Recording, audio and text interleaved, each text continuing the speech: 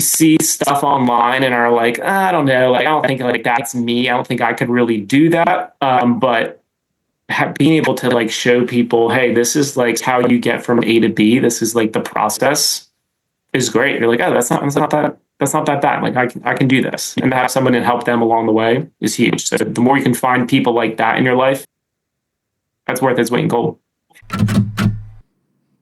Have you experienced health problems that kept you from functioning well?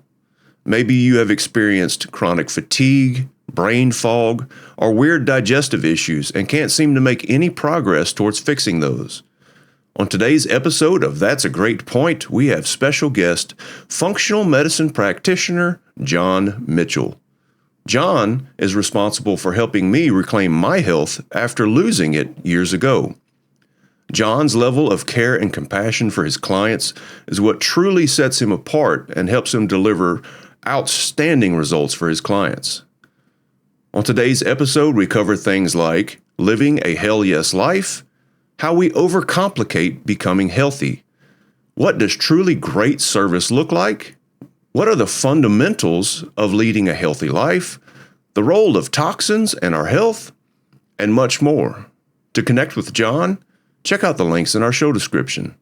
And as always, if you find our content helpful, please share it with somebody you love. Thanks for playing along. Enjoy.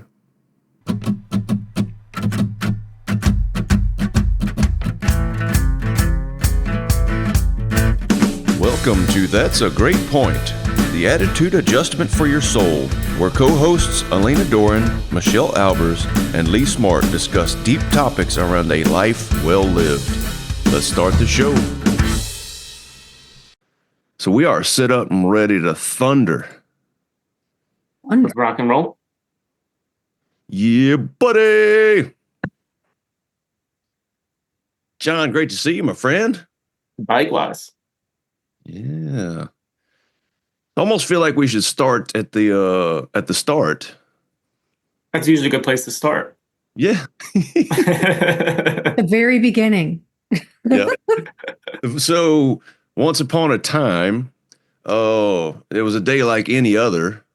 No, so I'll go ahead and share my story with you to start off with, if you don't mind, and then I'll keep it fairly brief. So, dealing with autoimmune disorders for a long, long time, I continuously went to doctors, one doctor after another, after another, after another, after another, to the point to where they almost killed me, and swore off doctors.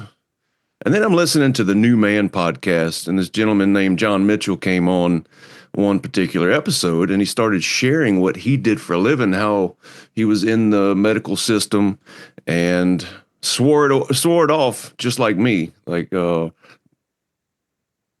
So take it away, John. Just tell us a little bit about your origin story. Yeah. So I was for whatever reason, I was always going down the path of medicine. I think it was just like ingrained in me with my parents.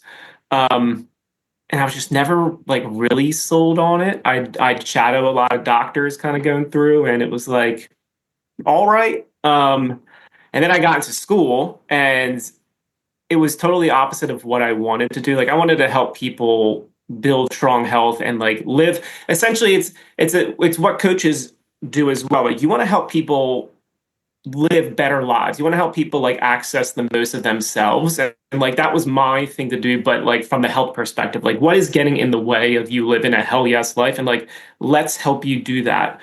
But that's not what we were taught in school. It was all very much just like, we call it the name it, blame it, tame it game. You give a name to a symptom in the form of a diagnosis, and then you say, hey, we're going to blame it for why you feel the way you do. We're going to tame it with a prescription. So like, it just, people weren't getting better. They were just being band-aided most of the time. It's great if you have an acute issue, if you have a broken bone, if you have an infection, that's where medicine is fantastic. But when it came to actually helping people resolve chronic health issues, help people live a better life, that's just not the way the system was set up. So yeah, by the time I graduated, I was ready to just be done and find something else after, I was like, all right, got to find ways of making money to pay off all this student loan debt. But I fortunately found functional medicine, and that was like more in alignment And to me, it was like, this is what medicine should be, is just, hey, let's get to the root cause of health issues whenever we can. It's not that medicine is bad, but why are we band-aiding a situation that we could either significantly improve or resolve?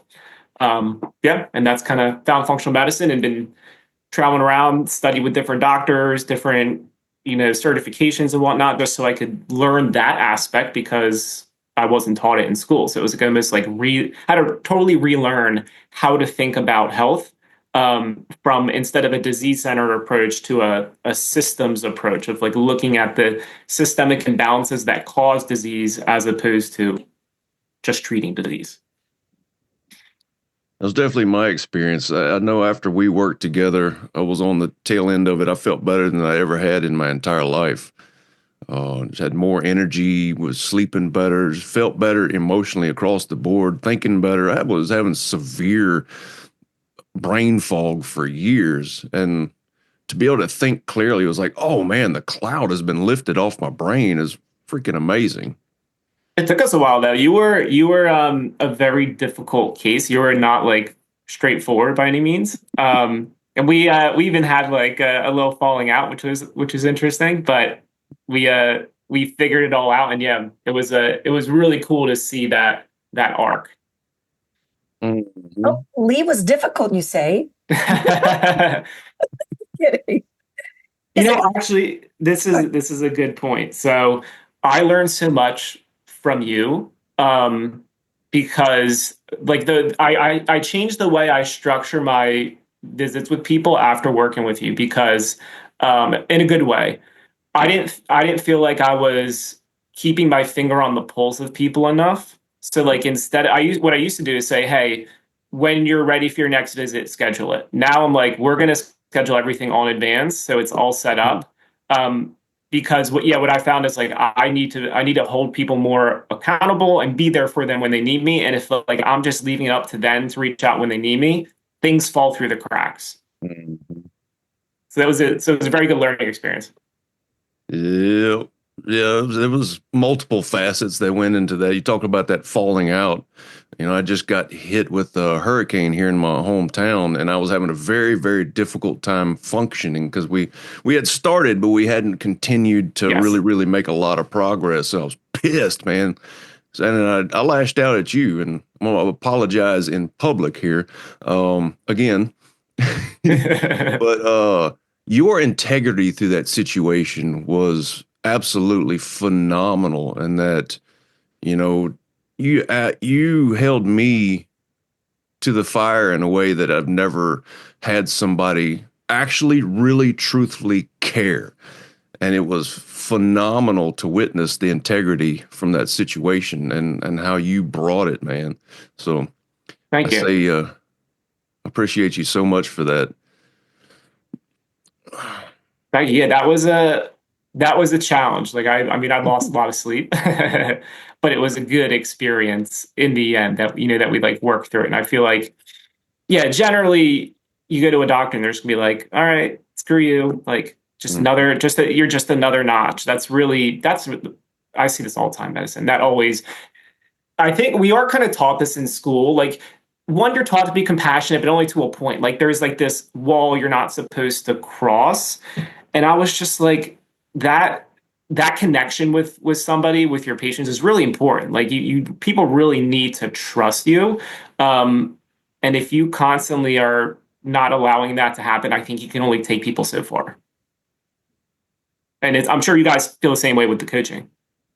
Yeah, you're speaking our language right now. Oh, you had me at a hell yes life, John. Yeah. Like, oh, yes, yes, yes, and yes. Can we curse on this? I've been moderating that. Yeah, we don't ever Don't moderate curse. it. We do not. It's all Our fair language game. is squeaky clean. I That's what I I figured will with answer Lee. with fuck yes, you may. Cool. Yes. Maybe a hell fucking yes. I'm curious about that hell yes life.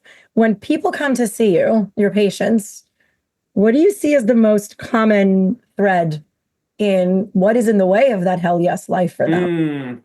That's a good question. I work with a lot of business owners. and it doesn't really matter though, but everyone's so busy. Everyone's so busy that I think they just don't have the bandwidth to really sit down and start to unpack like what's getting in the way, because I think people if they take the time, they kind of know what's wrong, and they know a lot of the things that they need to do, but they're just not doing it.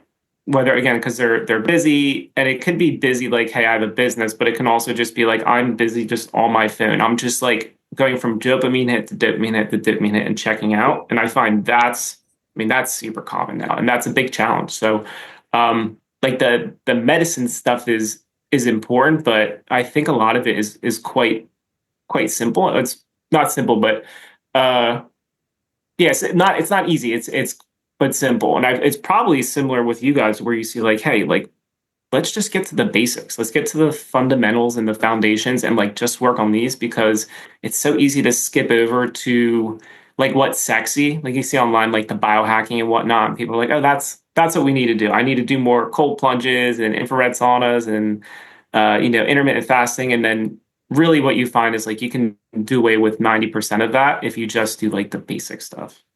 Mm-hmm. So what Foundation. is the basic stuff? Yeah. So I like to look at so I like to look at six things whenever we look at like a chronic health issue: nutritional deficiencies and excesses. So I like to use labs just to see where we're at there. Stressors, which could be psychological. Sometimes it could be physical. If you're working out too much, that could be just as much a problem as not enough. Food sensitivities or allergies, some like immune issues. So, are you reacting to certain foods? Toxins. So we look at, air input, air toxins, water, chemicals like that. And then number five is we look at microbes. So is there any sort of stealth infections or like a dysbiosis in the gut? And then number six is going to be lifestyle factors. What is your sleep? What is your, social support? What is your light exposure? Like all these like things that it's easy to take for granted.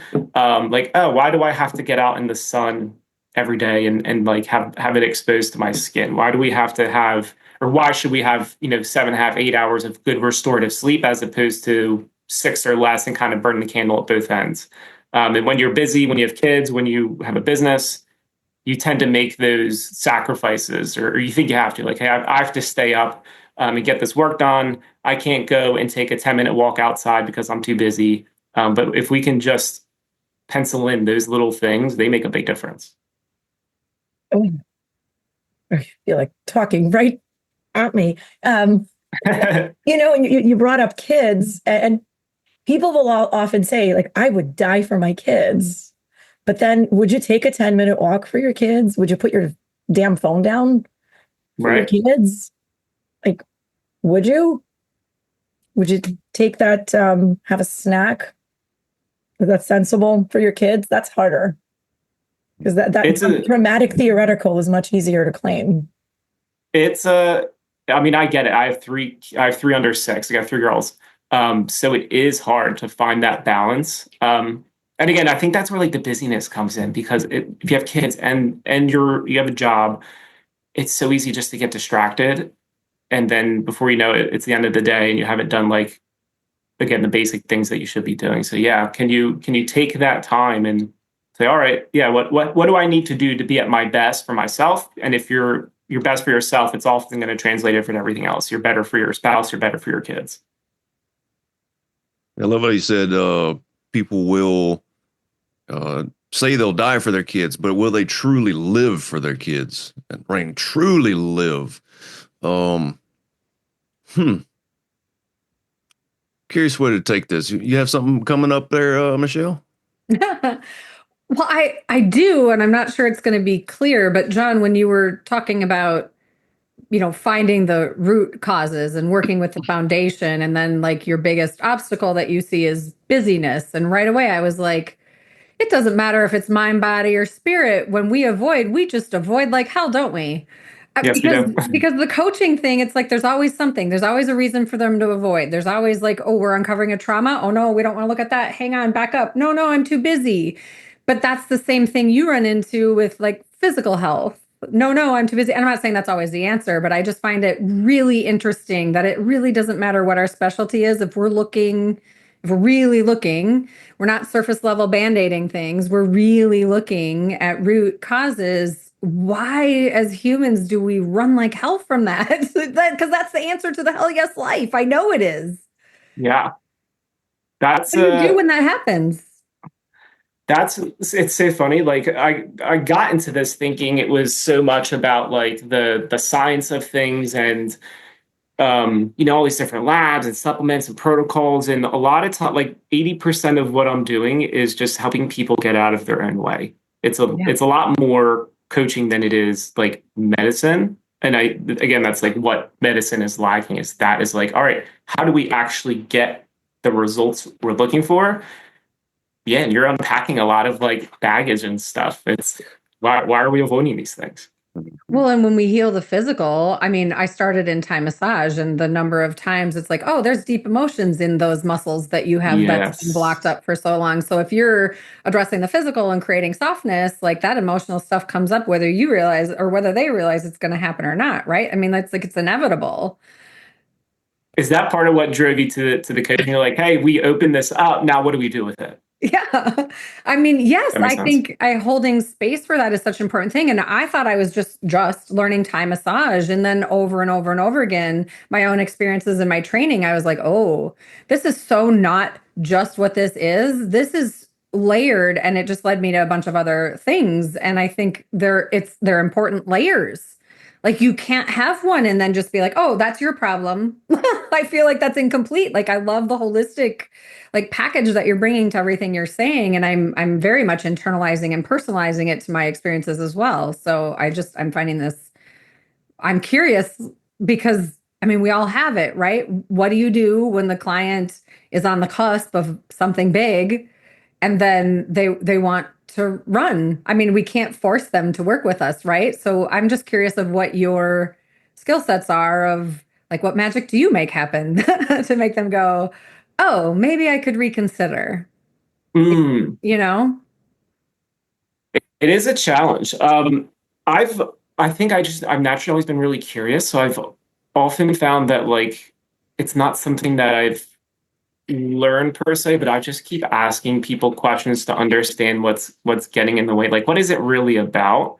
And if people feel heard, if you're like really listening to them, I had a doctor tell me this. He was like, if you really listen to the patient, like they're going to tell you what's wrong, and I feel like that's very true. Like if you really listen and you really ask the right questions, and you have to come with that curiosity, and it's a lot of times it's not looking at it from a medical perspective, but like a just being curious and like following that thread of like, all right, where is the real problem here?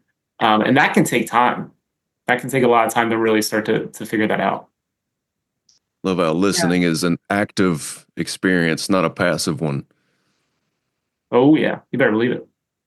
I'm so appreciating. I myself have gone through some health journeys and met doctor after doctor looking for the answers. And I'm appreciating so much how much that sort of humble ego aside, knowing that you know so much and you know so many of the answers, and putting all that aside and coming through with a lens of curiosity instead of, let me tell you how it is. Let Yes. me tell you what you're not doing. This is Yeah. like you probably see it and you probably see right through it so many times. Like, it's you. Like, sir, ma'am, it's you. You're the problem. This is what you're doing with your life. This is what you're doing with your sleep. Also, you eat shit. So here's what I'm going to tell you you need to do. And instead, I'm hearing compassion and curiosity, which is such a gem and so hard to find in people who work in the field that you work in. It's incredible. I this is one of the biggest things that turned me off when I was in medicine is like there was that. It was like that lack of curiosity and compassion. It was like it's very formulaic. It's like I go in and I know exactly what I'm trying to do. Like, all right, you complain of this thing, and I'm already creating a differential diagnosis of like, all right, what are the things that can be causing this? And then as soon as I check that off, then I go, okay, how do we treat it? What does that look like? And you just pretty much just give it to them, and you say, all right, we'll see you later. But it's totally cold, and yeah, it's like there is like that ego in it, that like almost God complex with a lot of people, where it's like, I have these, this Bible or whatever, and this is the answers. And I was always like, well, if these are the answers, then how come people aren't getting any better? So what are we missing? And absolutely. And so many patients are not, they may not be so great at advocating for themselves and asking questions and pushing back on the expert, which is what I had to do. And I was sort of taught that. So I came with that advantage from my parents, who always taught me, like, ask the question. If you don't understand, ask more. They're a human being. They're not God. They don't know everything. Ask. And so pushing back on the doctors, when I would say, well, that doesn't make sense for me because I'm experiencing this. What do you think about this? And so that back and forth, so many patients don't know that they can advocate for themselves. They accept what they're told and they just go with it and suffer and spend years treating the symptoms instead of getting to the root cause, getting to the bottom of it, like sifting through that and really finding the answers that are going to create a transformation. That's so good. Yeah. I'm glad that you're someone who speaks up, because I have seen that, and I hate that people get taken advantage of. And it's we are taught this in medicine on this, like, you were taught how to manipulate people to get them to do what you want, essentially. You're taught to use things like fear, which we saw in the past like 5-6 years. Like, we can use fear to manipulate people to get them to comply with whatever we're trying to do. I always said, Lee, you probably know this, and you guys might all. So I always like to delineate between not agreements and expectations, but serving versus pleasing, right? Like, the difference between serving and pleasing. And this is where medicine falls, is like, I don't even think they really do either. Because they're not pleasing. I don't think they just give you whatever you want, but at the same time, they're not serving you either. Like, you want to please an alcoholic, you can get a beer. If you want to serve them, help them get clean. So like, my goal is always like, how do we serve you? So it's not necessarily telling you what you need to do, but it's helping you understand and come to like the realization of like, this is what you need.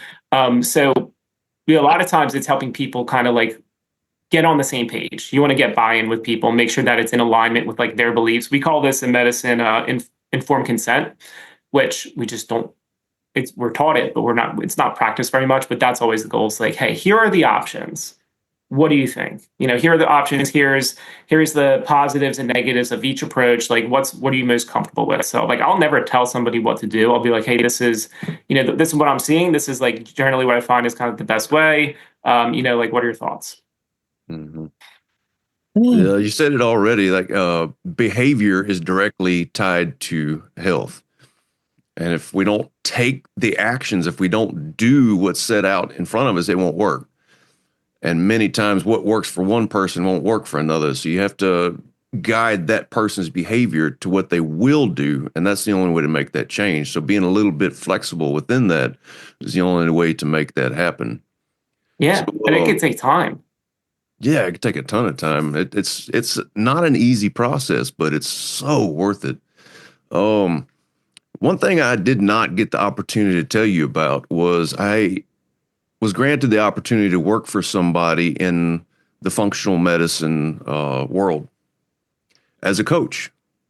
I didn't make it more than a month because it didn't take me long to realize that it was a front for supplement sales, which you see a lot in the functional medicine, because it's all about money, money, money, money, money, right? So I want to hear your opinion on supplements, the amount of supplements, how much, when. So you realize that's why they call it holistic medicine, because you come away with a whole list of supplements. But yeah, that's the joke for us with it's called like green allopathy. Essentially, you go from, hey, I'm the type of person who writes a prescription, to now I just have a different toolkit. It's supplements, but it's essentially the same approach of a pill for now. So yeah, that I think that's always been my challenge with anything integrative, functional, is you get you get people on both ends of the spectrum who are just doing the same thing from a different approach of just like it's a pill, oh, instead of Advil, we're giving you turmeric for inflammation, right? Whereas my question, and the question should be, is where's the inflammation coming from, and let's just address that. So I always have a pretty minimalist approach with supplements. Whenever I work with someone like one-on-one, I pass on my entire practitioner discount so they don't, like I don't like that incentive of trying to profit off of selling $200 worth of supplements a month to someone. So what I'd rather do is, one, if we're going to use it, we're going to use it for as short a period of time as possible. Ideally, I like to do it based on testing. So is a nutritional deficiency that we can't get through food? I'd rather do it through food first. But if it's like really deficient, okay, we'll do it for a short period of time.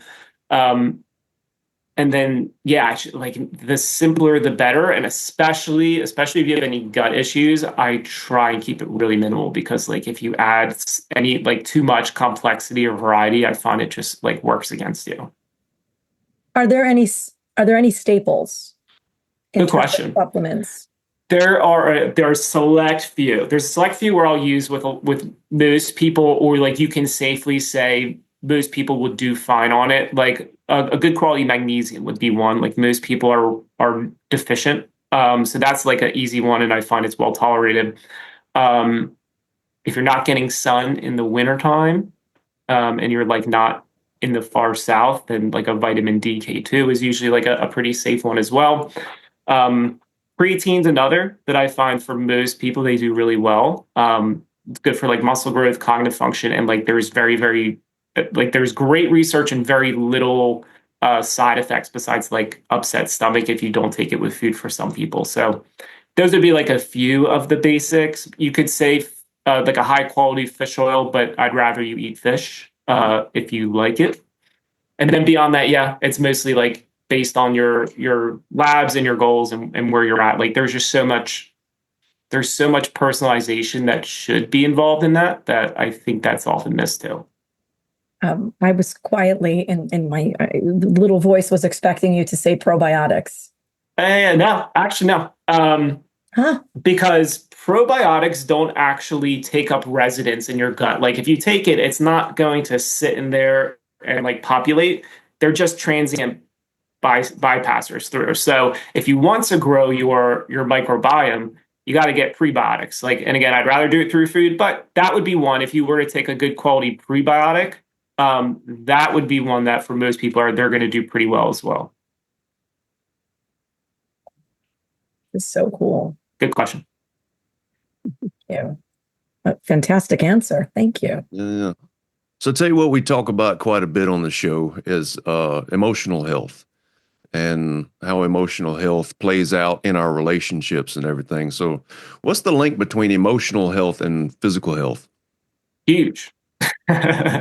Yeah, it's you can't unpack one without the other. So that's why like I say stressors, but I think emotional health in general is foundational. And it's also extremely challenging. Just I think again, it really comes back to like the busyness. I just think people are just easily distracted and busy and checked out, that like that work, the emotional work that takes like time and sitting down with somebody a lot of times and like talking and processing, and I don't know, I just think it's very difficult. And then you get the other end of the spectrum of like the over medicalization of like problems, and that creates a whole other issue. Like you create like a victim mindset, and like they start owning different conditions, like it's my anxiety or my depression, whereas like, hey, let's have a better like approach to it, or better appreciation for it, so like we can be productive. Like my goal with everything is always just like,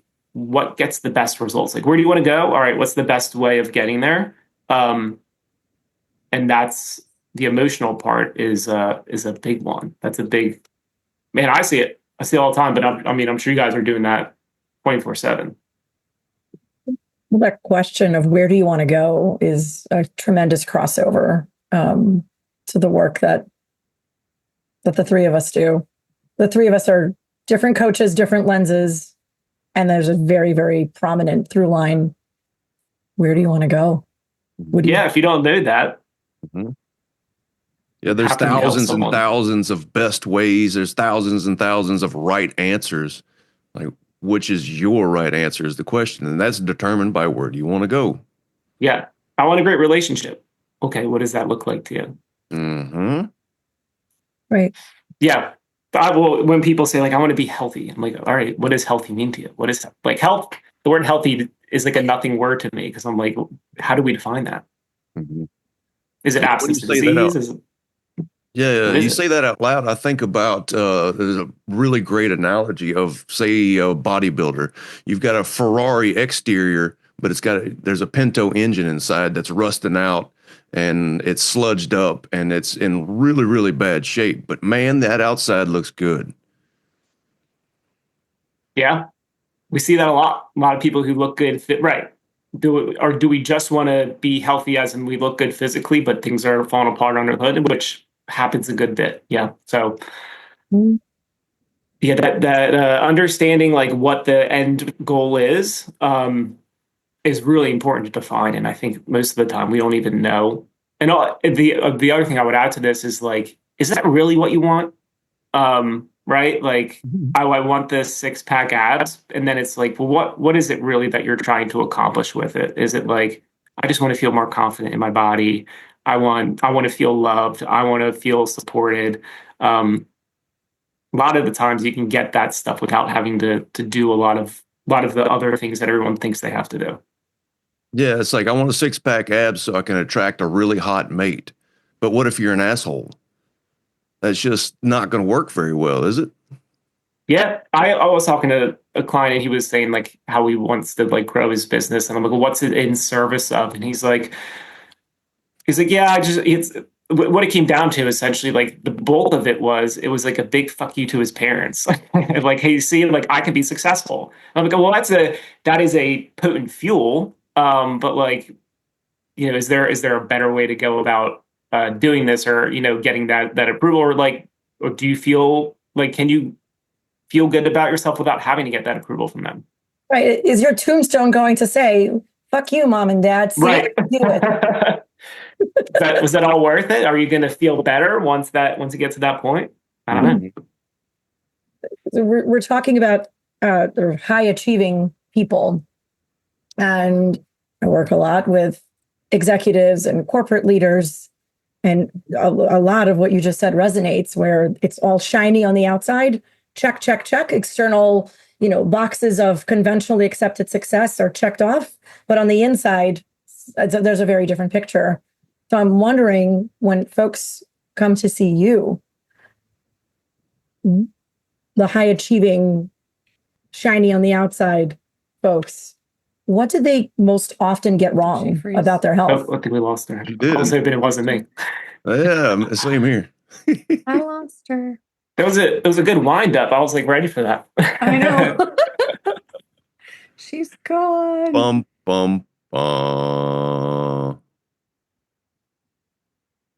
Oh, man. That was going to be the one that solved everybody's problems, I know, too. that was it. Like, Fair. Do you guys? I'm sure you all see that a lot. Like everybody looks so good on the outside, and then you find like what drives a lot of that success is just like insecurity and resentment and mhm.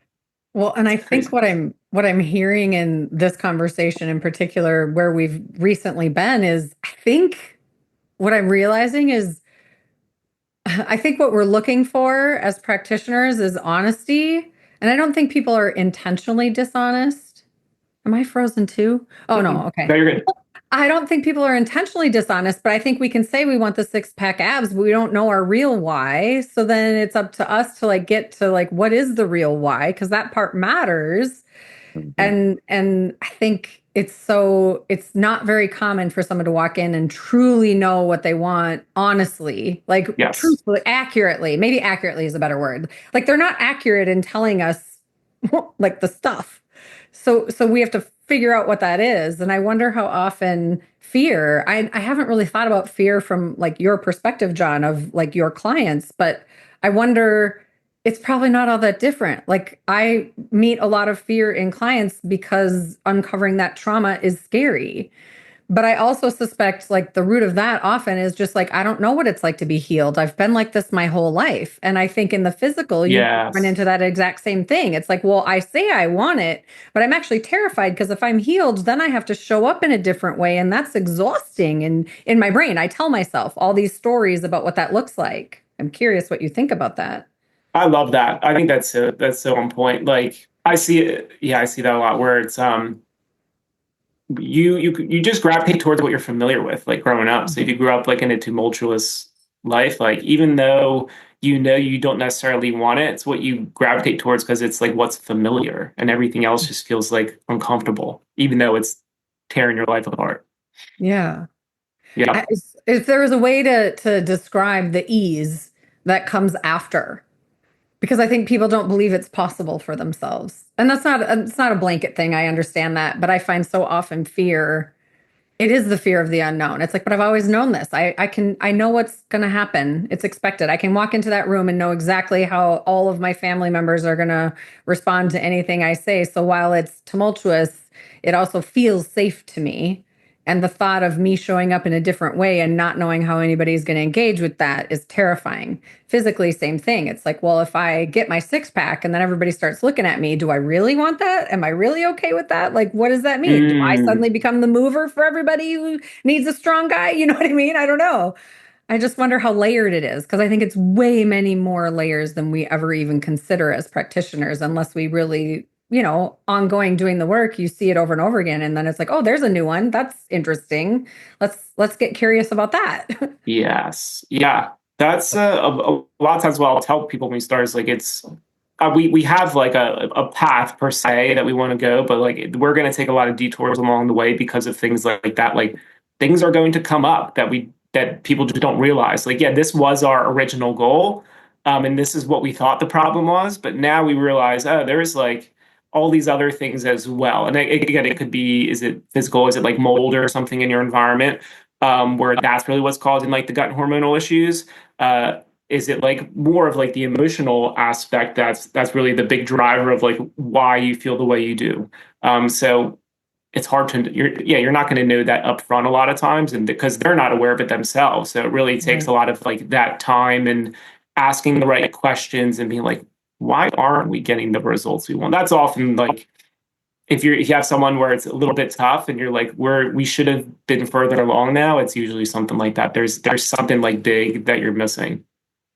I think the other thing that you said that was really cool is about you exploring what they need because what they want, exploring what they actually want, because everybody has a different landing place. And we might think they want, like, assume, right? If we're not careful, they Yeah. want all the way to the end that would be good for us, that we wouldn't settle for anything less. But they're in a different place where, like, right here, right now, in this state is great for me. And I find that an interesting journey as well.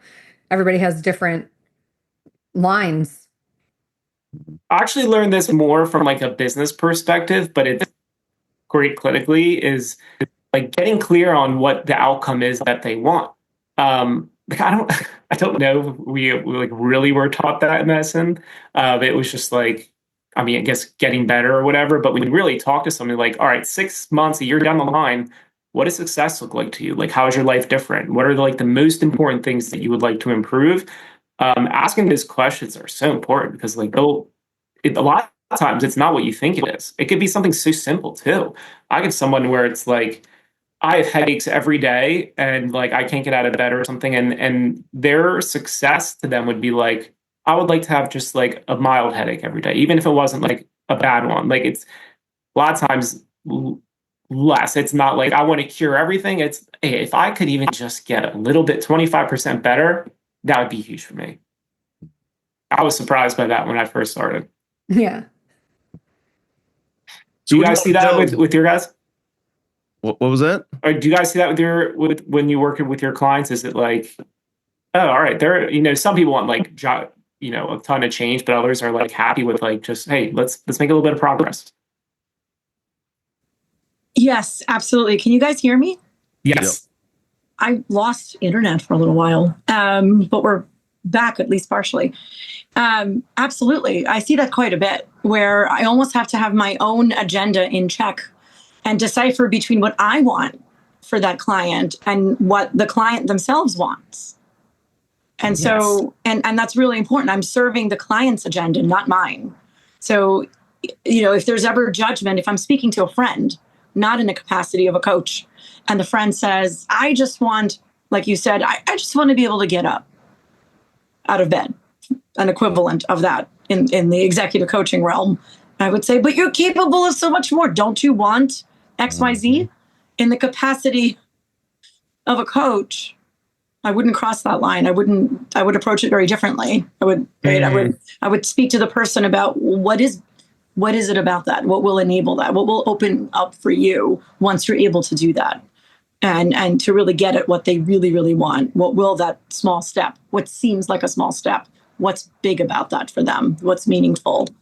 And go where they're going, not direct them where I want them to go. Take my bias and ego to the side. That's hard. Yeah. Yeah, I find that many people only want what they think they can have rather than dream any bigger than what they think they can have.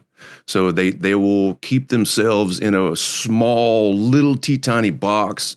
And part of my job is to help them open that box up and realize they're capable of way, way more than they think they are capable of. But that requires a lot of time, a lot of patience to build to take those limits off of people, because push people too hard, too fast, which I do very, very often, then they will clam up rather than expand.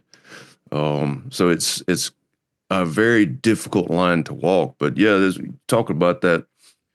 Only wanting what we think we can have is a major obstacle to leading a life that is fucking hell yes life. That's so well said. Go ahead. No, that was great. That was like Oh, yeah. a sell I point. was going to point on the same lines. I think it's interesting how, like, on their journey, people will have, I think that's why the pause is so important, because people get their 25% better with the headaches and they'll pause there for a hot second and then they'll consider, well, what else might be possible? Right. Or they might not. They might just be, they're fully functioning and they're great. They love their life as it is with 25% better. And sometimes when you get 25% better, then there is like a seed that gets planted of like, well, if that was possible, what else Yeah, now might what? there be?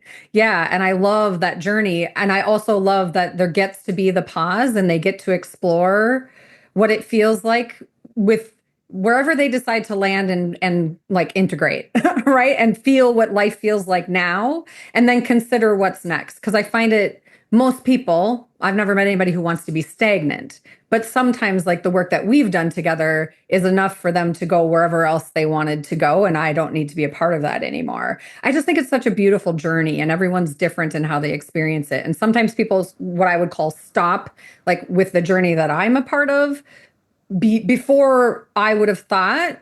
And other times they get to a place where I'm like, well, that's what you said you were here for. And then they're like, yeah, and what else? And you're just like, okay, let's dance. I'm ready. Let's wherever we're going.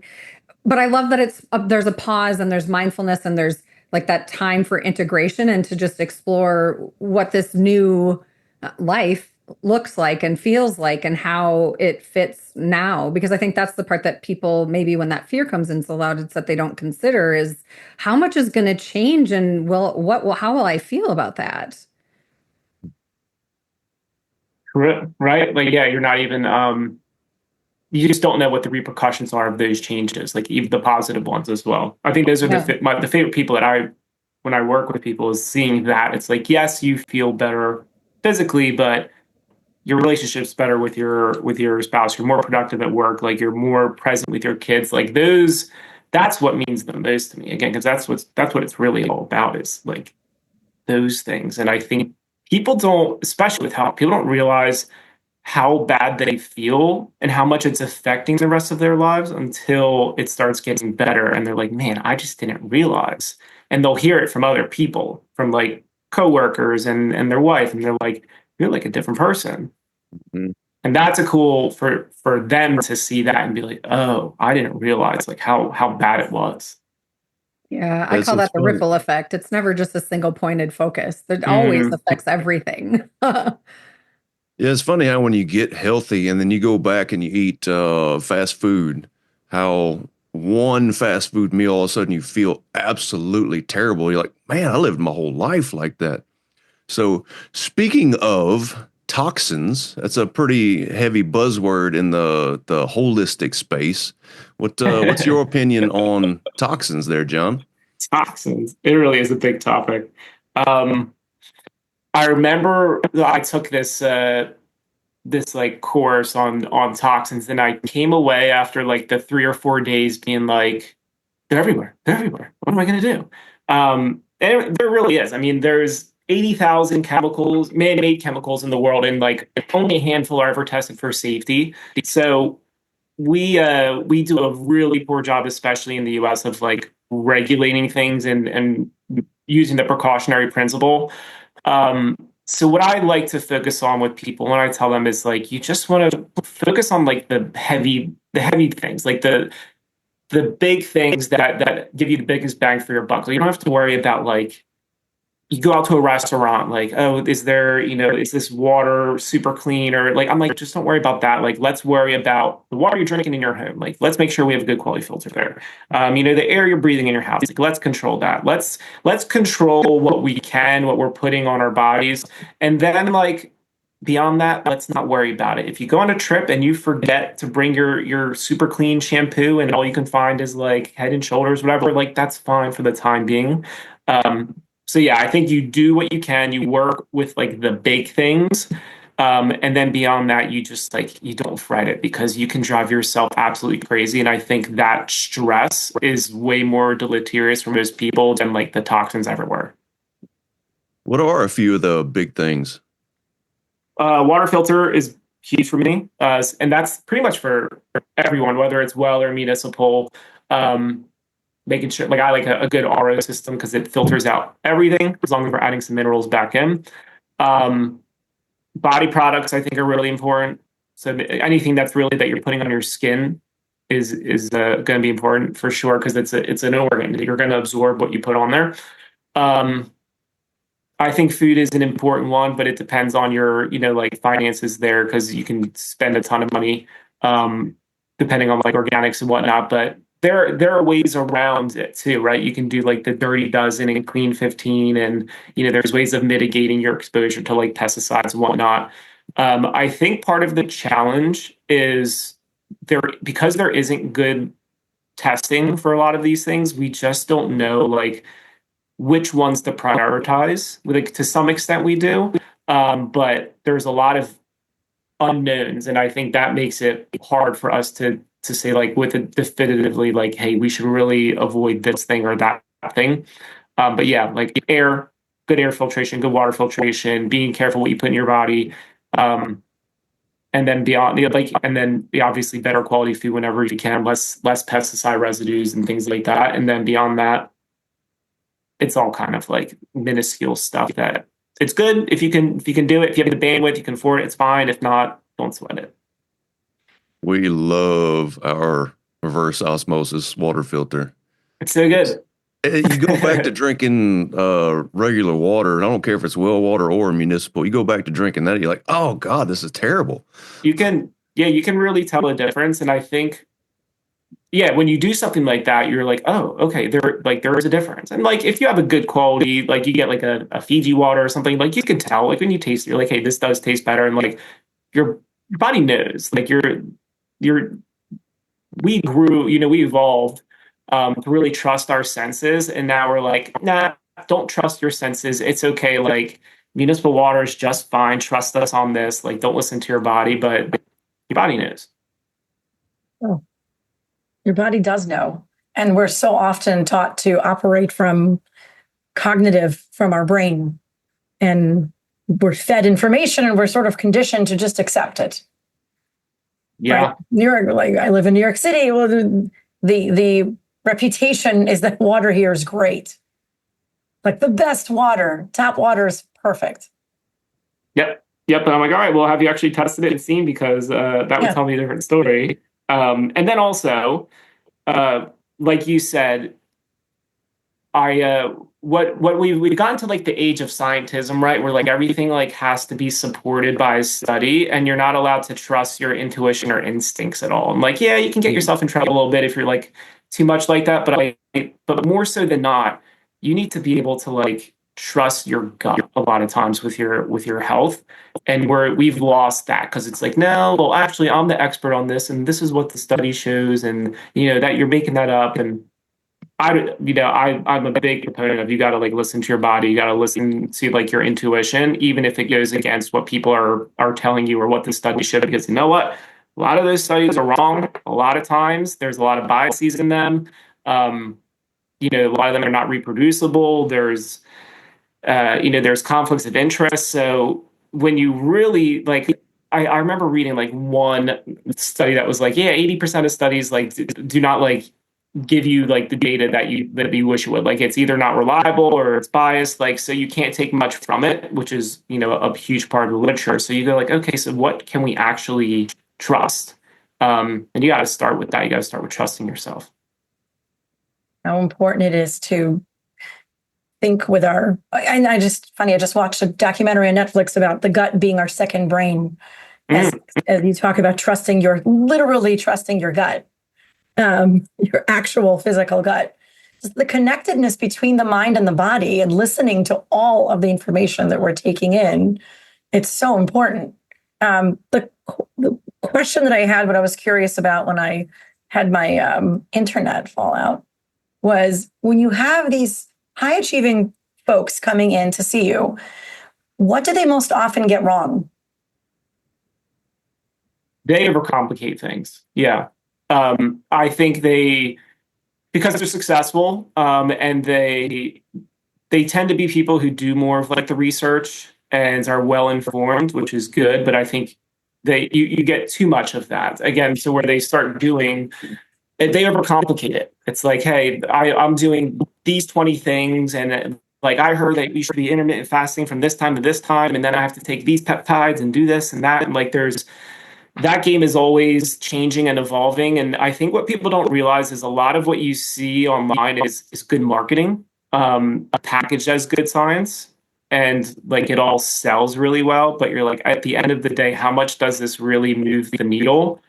And again, that's where I'm like, hey, like, let's just keep it real simple. Like, again, let's do the foundational stuff, and not worry about all these like little things that you're trying to overcomplicate here.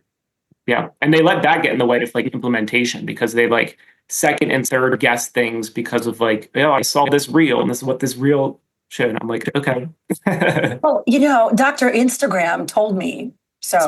Yeah. And I mean, I'm a huge advocate for people like doing the research and like being well informed. It's like a fine line of like, you want to be informed to a certain extent, but at a certain point, and it's the same with like your guys' clients, is like at a certain point you just have to trust the process. Otherwise, like it's not going to work. Like the people who do the best for me are the ones who, they're not like the smartest. They just go, okay, I'm just going to do it. Like I'm just going to do what you tell me.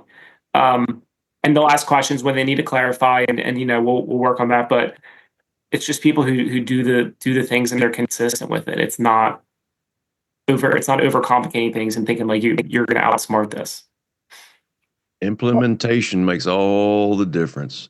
So what do you want to say to the person that thinks that getting their health back on track is either too much work, too much time, too much money?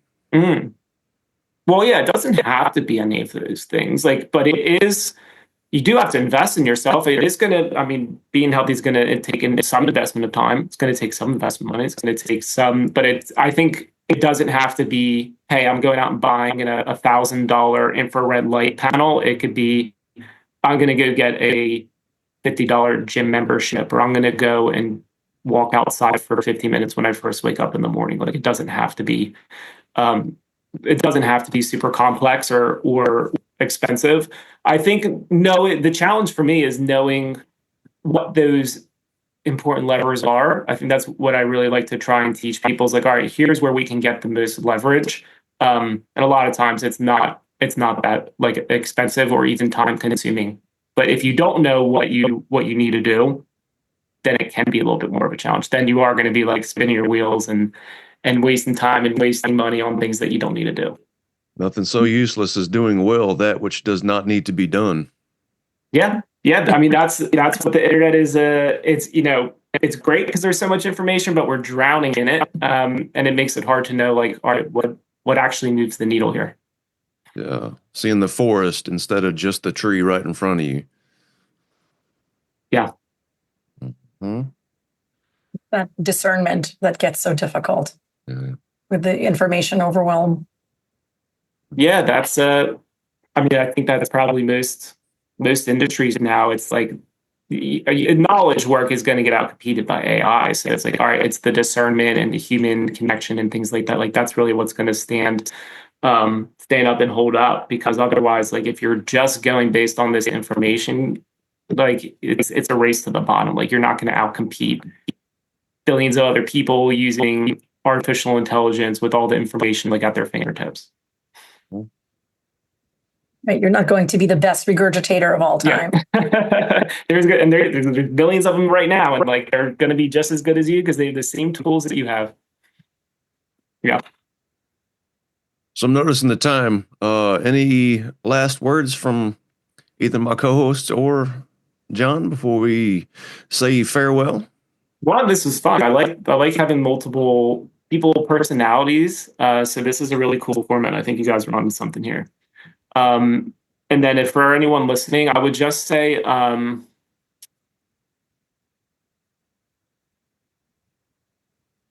a good one. It's a good thing.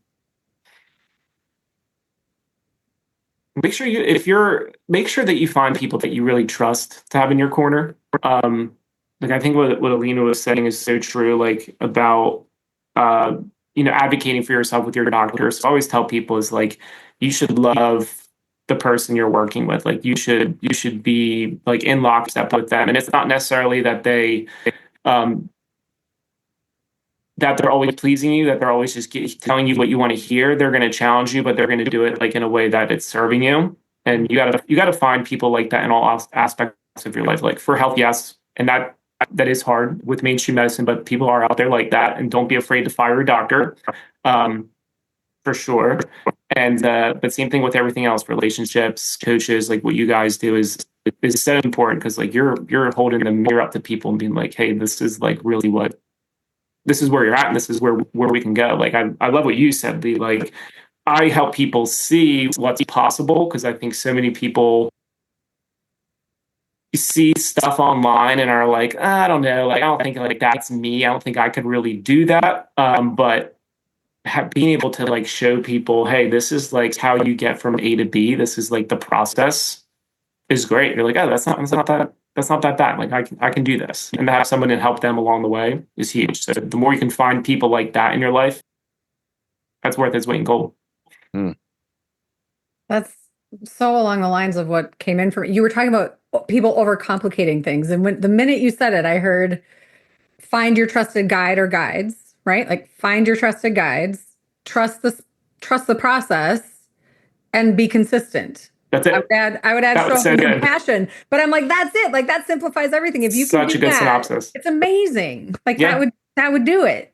And it could be like, it doesn't have to, if you're like, hey, I don't have a ton of money, you're like, okay, fine. Like go read some books. Like there are mentors. I love reading books about like autobiographies of like really influential people, famous people, because man, they like have figured certain things out, and you can like learn so much by reading about like the path that all these other people have taken to get where they are. Yeah, it's if you can't get where you want, or you can't get the information, a lot of times it's just like a lack of creativity or desire. It's not like that it can't be done. Well, that's just beautiful. Love that. That's it. Perfect. Awesome. It sounds like a perfect place to press the button. Okay, I'll press the button. Farewell. Thank you for listening to That's a Great Point with Alina Doran, Michelle Albers, and Lee Smart. To find out more about how we can serve you, check out our links in the show description. Thanks for playing along.